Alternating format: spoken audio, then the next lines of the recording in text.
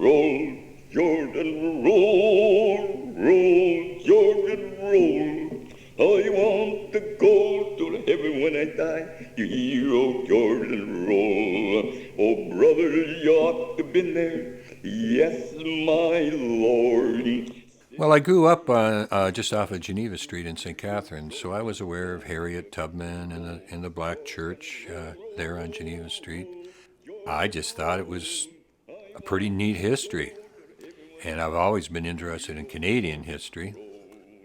It wasn't a stretch to say that their history is part of Canadian history, so it's part of my history too. You hear, oh, Jordan, roll, roll, Jordan, roll, roll, roll, roll, Jordan, roll. I want to go to heaven when I die. You hear, oh, Jordan, roll. My name is Michael Conkle. My wife and I moved back here, 20 plus years ago now. And after moving here from St. Catharines via Fenwick, slowly, sort of by osmosis, I guess, I heard about somebody would mention the name Darkey Side Road. Having done genealogy, I thought, well, that's interesting. They wouldn't call it that if there hadn't been some Afro-Canadians living around here at one time or another. Then an individual came in, and he came in one day to see if he could get his son a job working part-time in the greenhouses.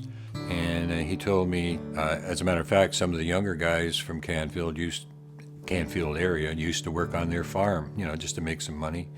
And on the way to church one morning, his dad had slowed down, and he pointed over to a little copse of woods over there, and he says, there's a black cemetery over in those woods.